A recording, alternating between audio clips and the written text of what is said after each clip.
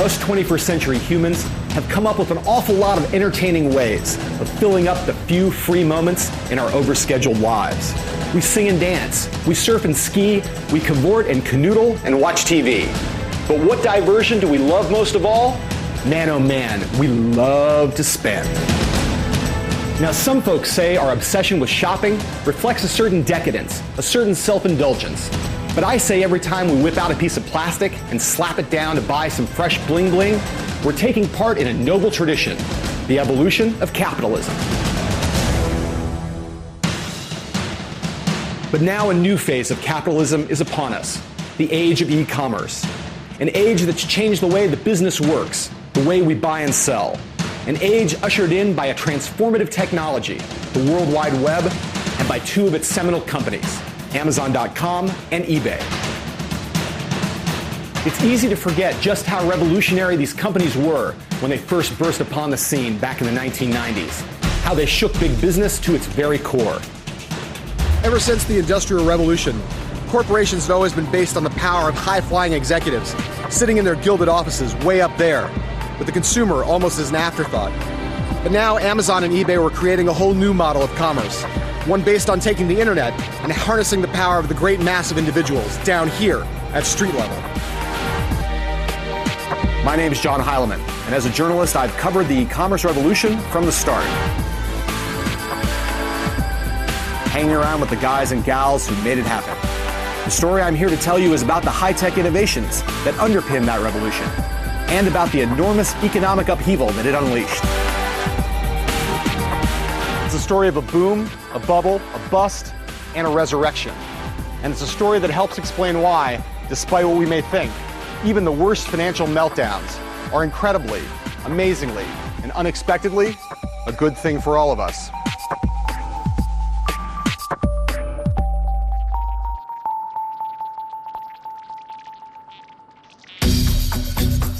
It's almost a cliche, but if you're searching for the next big thing in high tech, the best place to look is a garage.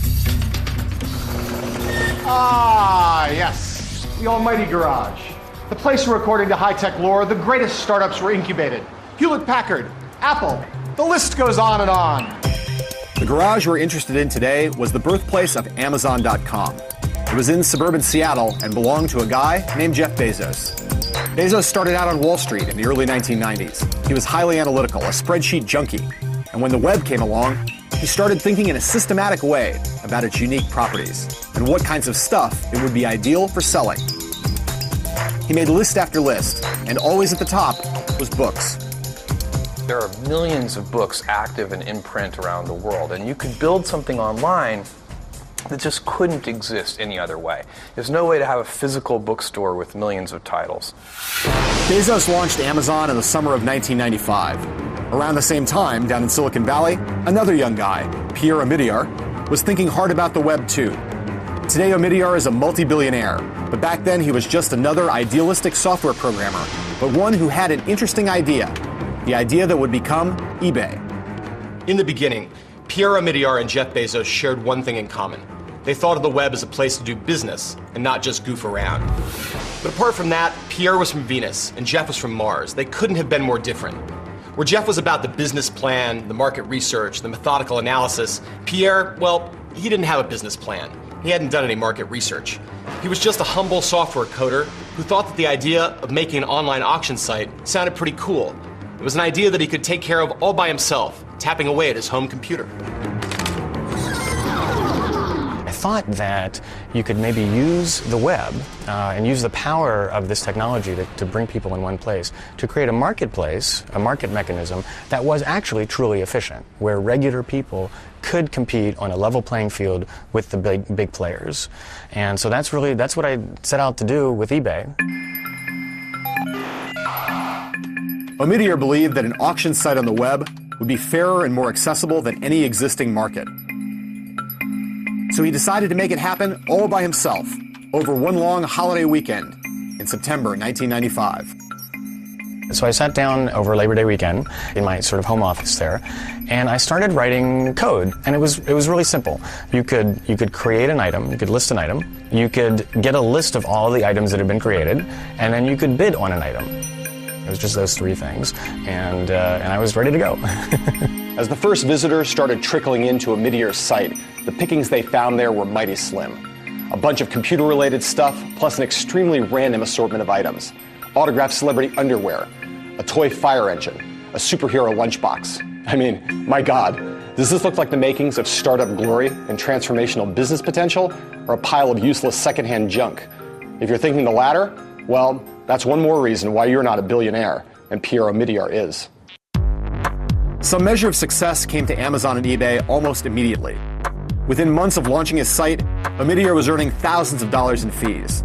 And in the first 30 days after Amazon went live, with its first employees sitting at desks made out of doors and sawhorses they'd assembled themselves, the site shipped books to 45 different countries and all 50 U.S. states. Our business plan that we had written called for very slow growth, and in fact, we had to kind of rip that business plan up and replan everything because the early customers were really taking on to this service very quickly. We thought it would take a long time for people to kind of change their mindset and decide to do online shopping. The early success of Amazon and eBay didn't go unnoticed on Wall Street, where certain analysts were startled to discover just how fast the web was spreading. One of the most prominent was Henry Blodgett, who would become one of the poster boys of the boom, and, later, one of the scapegoats for the bust. Suddenly the company started putting up incredible numbers, quarter after quarter, and the traffic growth was so far beyond what anyone had ever mentioned to me. It was literally astounding to look at it and say, how could it be growing this quickly? How quickly? Well, consider this. After the invention of radio, it took 38 years before 50 million people were using it. With TV, it took 13 years. But once the internet was opened up to the general public, it took just 4 years before it had 50 million users. This was explosive growth, for sure. But what was driving it? Well, to answer that, we need to get a little bit geeky. We have to understand the collision of two technologies and the pair of laws that made them unique in the history of mankind. The first technology was the silicon chip, governed by what's called Moore's Law. Coined by Intel co-founder Gordon Moore more than 40 years ago, Moore's Law states that the speed and power of integrated circuits, from microprocessors to memory chips, doubles every 18 months. Now, your first reaction to that might be, so what? The point of doubling is that if you look over time at how many steps of doubling it takes to get a preposterously large number, you don't need that many steps. So for example, to go from 1 to 1 million, you only need 20 steps. And so in very few steps, you get tremendous growth. This logic-defying doubling stems from engineers' ability to make transistors smaller and smaller. And it's why computers have gone from giant machines that fill up entire rooms to super powerful laptops in what amounts to the blink of an eye. Any number of innovations that have gone into making transistors smaller. They range from how you etch the transistors onto the surface of silicon to what materials we actually make the transistors out of. What Moore understood when he came up with his law was something about engineers. That the first thing they do with each generation of denser chips is use them to make, wouldn't you know it, even denser chips. The process, in other words, is autocatalytic, meaning self-accelerating. Once he made that declaration, it was almost a rule to live by for microprocessor designers. They felt obligated to sort of deliver on whatever technology improvements were needed to make transistors small enough to provide the doubling. But Moore's Law is only half of the story behind the technological miracle of the web. The other half is a rule known as Metcalfe's Law, coined by Robert Metcalfe, inventor of Ethernet. Metcalfe's Law says that every new node, meaning something like your computer, that's added to the network doesn't just increase the network's value by +1, the curve is much, much steeper than that. It's the Moore's Law of connectivity, and this is how it works. If we have 2 users, and that's one connection between them, they can each talk to each other. So let's add another user. If we have 3 users, then that gets you 3 possible connections. If we go to adding another user, that gets you 6 connections. So we're seeing some growth here. Let's jump up a little bit more. If you go to 10 users, there are actually 45 possible connections between pairs of users. So notice that the growth is quite steep, in fact. And in fact, if you go to 100 users, by that point, it turns out that there are almost 5,000 possible pairs of users who could choose to communicate with one another. And so what this really means for the growth of the internet is that the internet gathers momentum as it goes, which is to say, as the number of users increases, the usefulness of the network increases, and it becomes even more compelling over time for new users to join the network. By the middle of the 1990s, Moore's Law and Metcalfe's Law were working hand in hand, fueling an upward spiral. Faster, cheaper, more powerful PCs were increasingly connected together, making the network exponentially more useful and exponentially more popular. Though the folks on Wall Street didn't have a clue about how all this technology worked, they could see that this internet thing was really taking off, turning into a bona fide mass medium, which meant that there was a killing to be made. And when ignorance meets rampant enthusiasm and unbridled greed, well, you know what that means. It means that a fantastic financial bubble is just around the corner.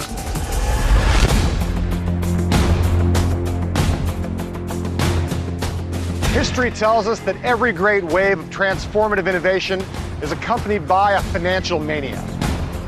The most famous example is the railway frenzy that gripped America and Britain in the mid-1800s. Around the same time, there was a riot of speculation around the telegraph. 50 years earlier, there had been one around canals. And 50 years later, Ford's Model T ushered in an automobile bubble. In every instance, the pattern was the same. A breakthrough technology creates scads of risky startups. Investors get excited and rush in to buy a piece of the future. And then it all ends in tears. Bankruptcies, foreclosures, stock market immolations. Does that sound familiar to you? Of course it does, for it describes exactly what happened in the 1990s with the internet. The cycle began in 1995, when Netscape launched its improbable and wildly successful initial public offering on the stock market. A year later came the IPOs of search engine companies such as Yahoo and Excite.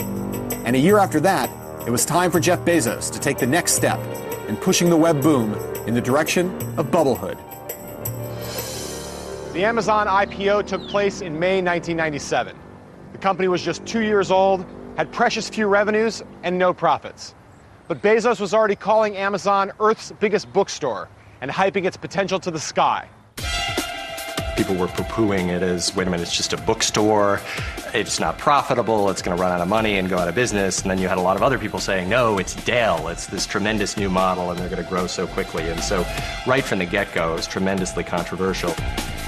Any time that Jeff had the opportunity, he'd lower prices so that there would be more growth. And quite unlike many other business executives who hold their prices to make more in profit. Now, truth be told, Bezos wasn't actually saying that profits didn't matter, or that Amazon could go on losing money indefinitely. He was saying that in the formative gold rush land grab moment in the development of the web, profits could and should be sacrificed temporarily in favor of rapid growth. The strategy Bezos boiled down to 3 simple words: get big fast. Get big fast was really important for us. It was our critical strategy, and the reason is we knew that we could offer customers a better experience if we had a certain amount of scale. Absolutely essential to getting big fast for Amazon was convincing customers to trust it with some of their most valuable personal information, their credit card numbers. And to understand how Amazon did that, we need to delve in to the age-old science of encryption.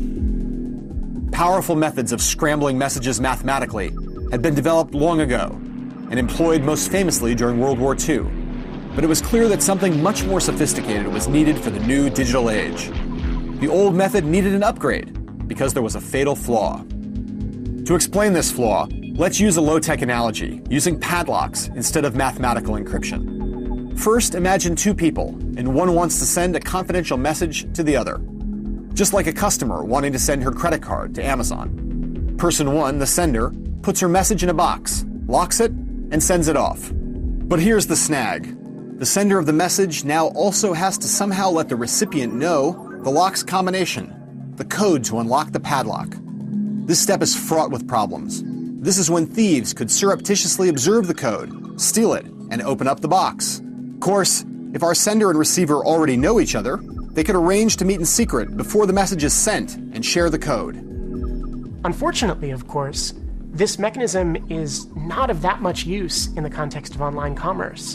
And the reason is, in online commerce, you want to enable confidential communication between pairs of parties who have no... Right? It's simply untenable for Amazon to have gone into a private room with every possible future customer of Amazon. So we needed a different plan. And that plan came from a trio of California-based mathematicians named Whitfield Diffie, Martin Hellman, and Ralph Merkle, who developed something called public key cryptography. Their scheme turned how encryption had been done for centuries on its head. Let's use our low-tech analogy again to explain the essential idea, which is brilliant, but kind of subtle. The sender puts a message in a box like before, but this time, instead of locking it with her own padlock, she asks the person who will receive the message to buy a padlock and send it to her. When the sender gets the padlock, she uses it to lock the box, and then sends it. Now if someone intercepts the box, they can't open it. In fact, even the sender can't open the box once it's locked. The only person who can open it is the intended recipient, the only person who has the code. Thus, presto, you have something close to perfect security. It took several years and some very clever math to create internet-friendly digital versions of the padlocks and boxes used in our analogy. But work it does, and public key cryptography is the linchpin of secure e-commerce. The public key is used for encrypting, that is, rendering secret the data that the sender wishes to send confidentially to the receiver. Okay. There's also what's known as the private key, which is the combination used by the receiver in order to take the encrypted data, decrypt them, and produce the original message that's readable. With consumers flocking to Amazon on the basis of their confidence in secure, convenient e-commerce, Bezos had persuaded Wall Street to back his money-losing, get-big-fast strategy. But the internet boom that Amazon was part of still seemed tenuous. It progressed in fits and starts. The street still wasn't sure that the web wasn't just a fad, and companies like eBay did nothing to dispel that uncertainty, with its buyers and sellers trading in obscure collectibles that had been gathering dust in garages and attics around the country. I didn't know when I created eBay that there were all these collectors out there. I mean, I didn't even know. You know, I'm not a business person. I didn't do the research to begin with. Initially, when eBay came out, you have a lot of investment managers would call up and they'd say, well, come on, it's just a tag sale. It's gross, and who wants to pay for these things that you can't see? We were telling the story about people being basically good, people doing business with one another, and it was funny telling the story in New York City. You know, I mean, people were like, really? In the spring of 1998, Pierre and his investors realized they needed an A-list business person at the helm if they were going to get Wall Street to take eBay seriously. They found one in the person of Meg Whitman, a Harvard MBA who'd been a marketer at Walt Disney and a top executive at the toy company Hasbro. So we were really trying to define the company in terms of collectibles, because 98% of the items on the site were in fact collectibles. In fact, 8% of the items on the site were actually Beanie Babies. Not a fact we widely shared. eBay was scheduled to launch its public offering in September 1998, at a moment when the world economy was jittery because of that summer's Russian financial crisis. Would anyone want to buy shares in a company derisively referred to as Fleabay? I was slightly pessimistic. I thought, nothing's ever really worked out for me before, and this will be just another one of these situations. But not only did the IPO window open up for eBay, the company sailed right through it with an offering that was a success beyond anyone's expectations. eBay's stock soared that first day. By the end of it, the company was now valued at more than $2 billion. The issue was priced at $18 a share, and I think actually went public at $50 a share. My partner at the time was taking photographs of the television screen on CNBC every time the ticker would go by, because he just thought, well, my life has changed now forever. It's fantastic. Meanwhile, Wall Street was casting its eyes back at Amazon and liking what it was seeing. Leading the charge was Henry Blodgett, who toward the end of that year declared that despite still posting huge losses, Amazon shares would double within a year.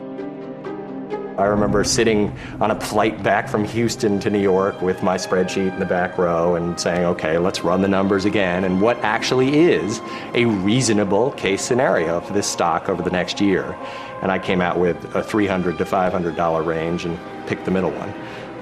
And I was actually shocked at the reaction. Blodgett's prediction caused a media sensation, and that sensation sparked a buying frenzy on Wall Street.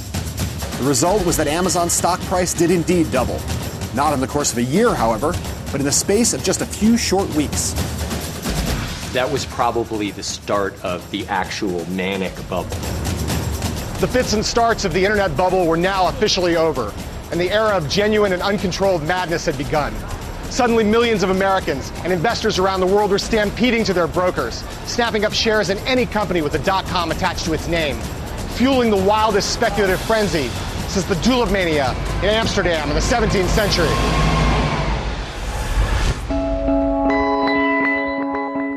The Amazon and eBay IPOs made Jeff Bezos and Pierre Omidyar richer than Croesus, on paper at least.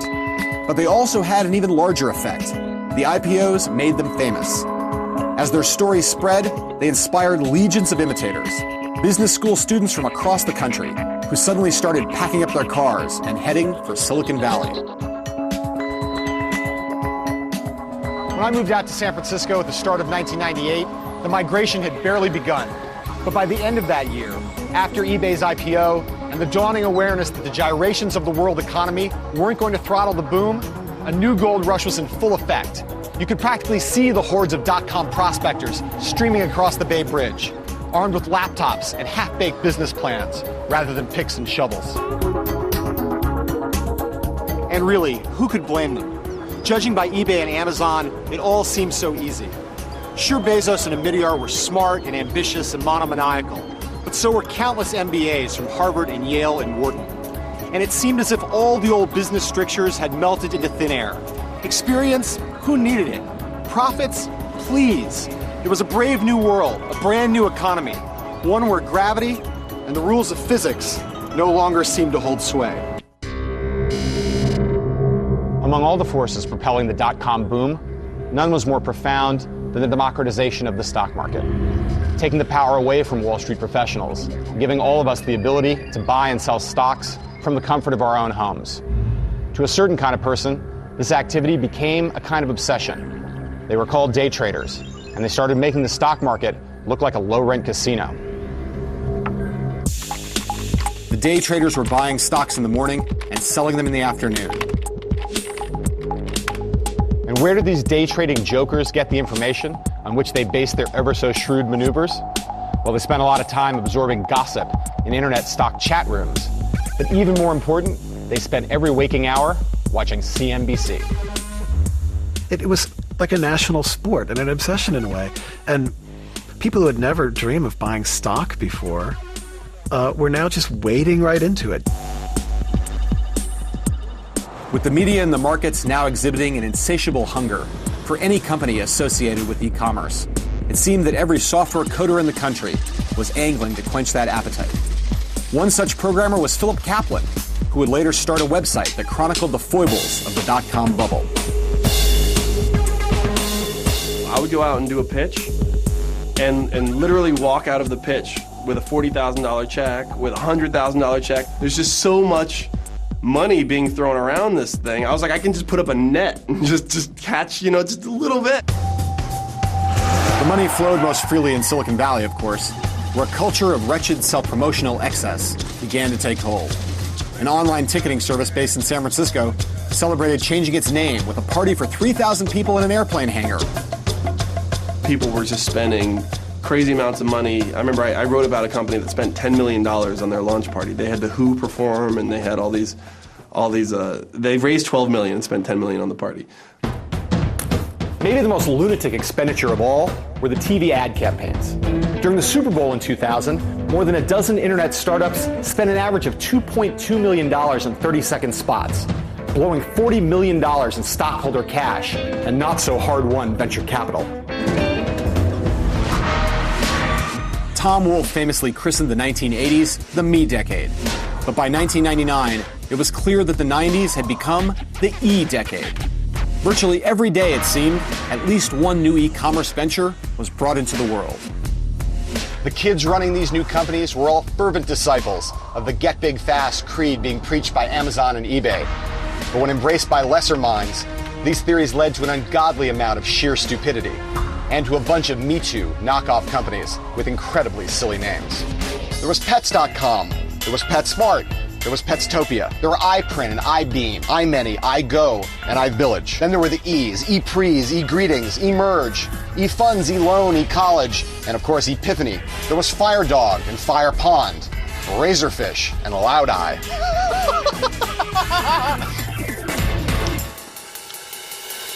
Few of these companies had any plausible reason for existing, let alone a basic grasp of strategy or economics. It was a very charged, very energetic, nearly frantic time when it was easy to lose your bearings and some of your judgment. Now you might wonder why the Valley's genius venture capitalists were funding all these derivative, dopey, and entirely hopeless outfits. Were they crazy? Greedy? Well, maybe a little of both. What they were really doing, though, was hedging their bets. They knew full well that most of the e-commerce.coms were doomed from birth, but they thought that one in every category might survive or even thrive, and they were willing to risk a couple $1,000,000 so that they wouldn't mess out on the big score. We're playing, with fire, but you kind of had to, or you couldn't be in the game. But what about the professional money managers on Wall Street? Didn't they realize that we were in the midst of a lunatic, speculative bubble? Most people were thinking, okay, no, they're not all going to survive, but we don't know exactly who is and how long it's going to take. And in the meantime, the punishment we are taking for not owning the sector, for sitting here and saying, someday it's going to crash, is a lot of us are getting fired. Blodgett knew that a lot of e-commerce companies were fundamentally unsound. But his argument was that this wasn't necessarily a good reason not to buy their stocks. The trouble for him was that on occasion, he put his unvarnished views of these outfits into private emails, and that would later come back to haunt him when the bubble popped. Remember the Henry Blodgett email where he wrote this thing? He said, this piece of company, but we have to recommend it. He was an analyst inside an investment bank. He knew the company was garbage, and yet he was recommending it because that was how they made their money. And, he actually got in trouble, but in a sense, he was actually one of the few honest people in the whole process. The internet boom had now officially turned into a speculative bubble. But it wasn't the only financial mania happening at the time. A second one, closely related, was in telecommunications. Dozens of companies were racing to stick thousands of miles of fiber optic cable into the ground to accommodate the swelling demand for bandwidth that made the internet go. To understand why this is important, it's time again for a little bit of tech talk. Like most internet technology, fiber optics relies on the extraordinary properties of ordinary materials. The silicon chip ultimately starts as sand. Fiber optic cable is made from either glass or plastic. Fiber is essentially a strand of glass as thin as a human hair, which carries beams of light. Light travels in straight lines, but fiber bends and twists for thousands of miles, so you would expect the light to shoot out at first bend. Well, to stop this from happening, fiber is coated with a kind of mirrored surface, which keeps the light inside. But how exactly do rays of light enable the transmission of text and pictures and videos and emails, and all the rest? It uses an idea of great simplicity that dates back to the days when ships at sea had to find a way to communicate. They would flash lights at one another using Morse code. A combination of long flashes and short flashes would then be decoded into letters of the alphabet. That's pretty much how fiber uses light to carry information. The light isn't a continuous stream. It's a stream of pulses representing the ones and zeros that comprise computer code. But while a Morse code operator might be at best able to send 1 or 2 flashes a second, fiber optic cables can carry some 10 billion pulses of digital information every second. Now, the question you might ask is, how did the internet cope with this massive explosion in users and data? Why didn't it just grind to a halt? The answer lies in an extremely clever, though simple idea that all of us are familiar with, but in a different context. It turns out that data is directed around the internet in much the same way that road signs direct car drivers around the road network. Here's how it works. Let's say that you start out in New York and you want to drive to Boston. So when you're far away from Boston, what you see on road signs is Boston, keep right. On the big roads, you just know about big destinations. On the smaller roads, you learn about progressively smaller destinations. Okay, so now how do we make all of this fit onto the internet? It turns out, if I'm in San Francisco or New York, and I want to get to Harvard on the internet, I don't need to know which computer at Harvard I want to go to, because when I'm that far away, the only thing I care about is that I'm making progress toward that one gateway that goes to all of Harvard. Useful? Totally. But the problem was the firms that were laying all this fiber got way ahead of themselves. There was too much building, too much spending, too many companies doing the same thing as each other, with no thought for costs or consequences. 1999 was a wild year, almost impossible to fathom now. From the start of the boom in 1995, there had never been more than 30 internet companies to go public in any given year. In 1999, the total number of internet IPOs was 250. But eBay and Amazon stood head and shoulders above the rest of the dot-com crowd. eBay's market value on the NASDAQ was now $21 billion, and it was even profitable. It was very unreal from a stock market point of view. And that worried me a lot, because you have to remember, I was in my early 40s. I'd been around business for 20 years, and I knew that this wasn't quite right. So it was really more the headiness of those times where, would the market cap get way ahead of what the company could actually deliver? There was no basis in fundamentals, and I was worried about that. And while Bezos' company couldn't say the same, it was racking up sales of $1.6 billion a year. And its own market cap was a staggering $37 billion. Jeff was always saying to us, actually, do not keep your eye on the stock price, which I think was very intelligent of him. Do your job here the best you can, do everything you can for the company. I never said to myself, gee, I'm the $10 million book reviewer, because there was clearly such a disconnect between the job you were doing and the rewards you were getting that, there was something, a continued sort of nimbus of unreality floating around the whole thing.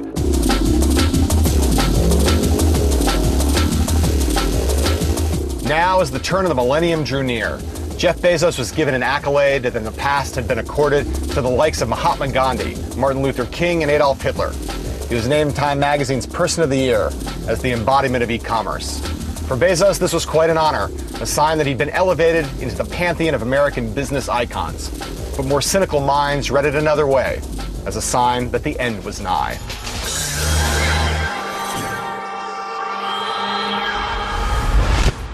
The epicenters of the internet bubble may have been Silicon Valley and Wall Street, but there was one central player who resided in Washington, D.C., the chairman of the Federal Reserve Bank, Alan Greenspan. Though Greenspan famously said that irrational exuberance was fueling the bubble, he'd done precious little during the 1990s to try and prick it. Greenspan believed that technology was creating a new economy, one where the old rules no longer applied. But after witnessing the stock market's crazy run-up in 1999, and after glimpsing signs that the overall economy was dangerously close to overheating, Greenspan decided that the time had finally come to cool things down.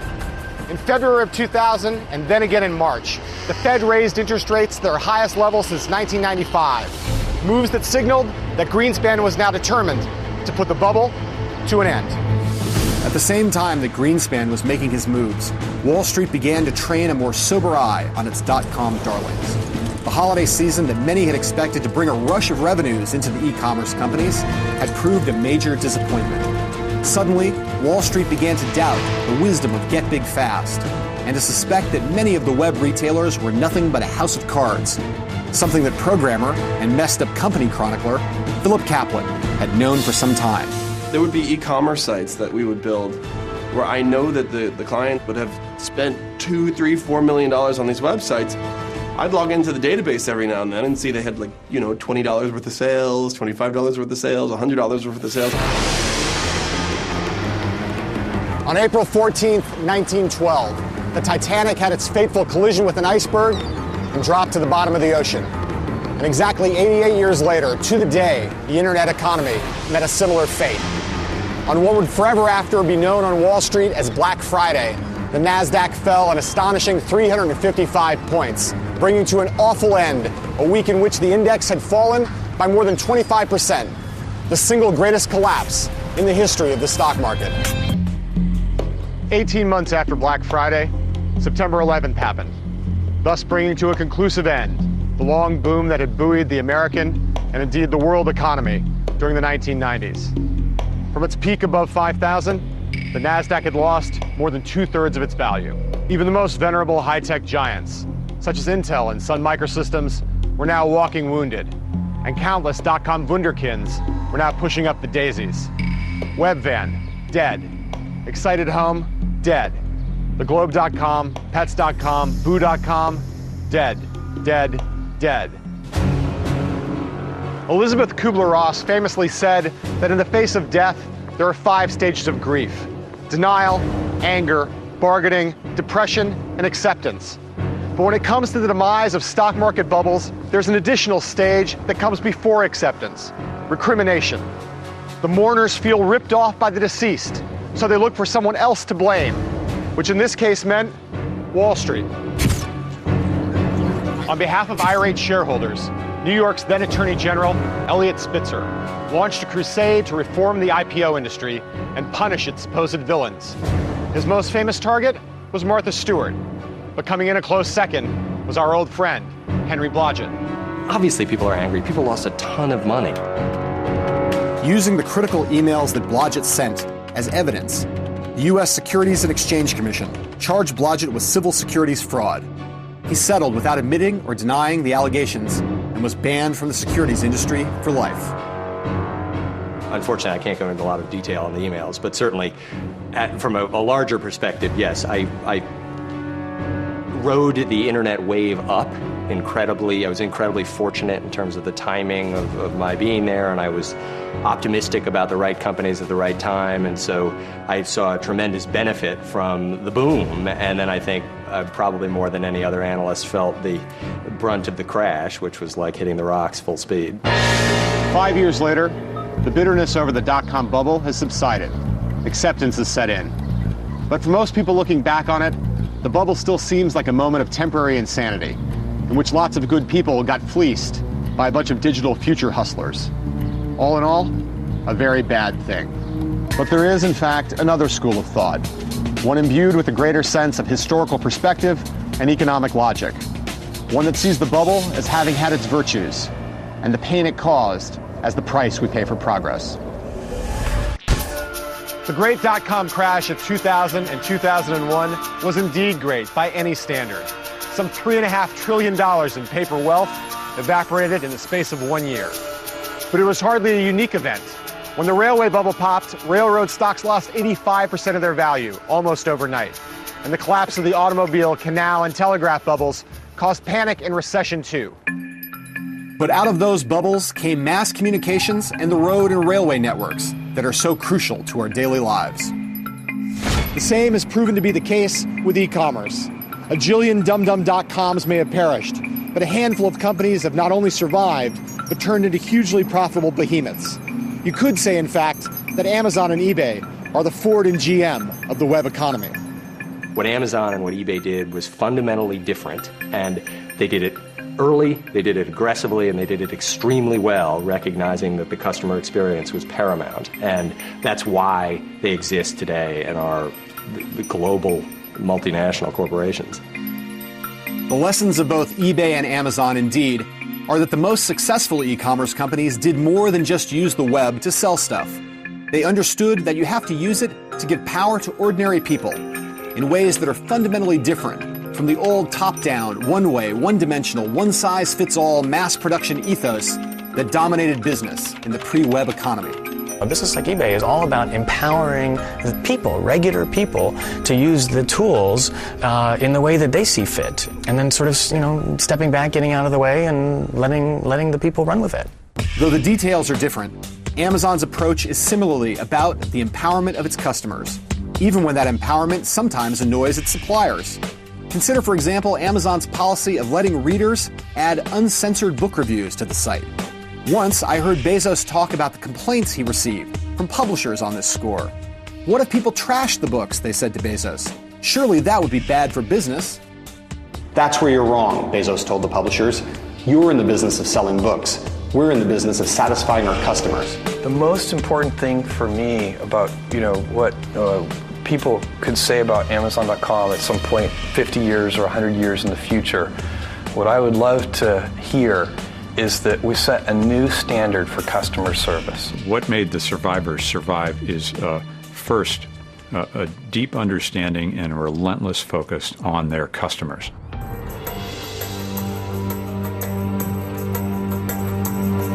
But what about the losers, you might ask?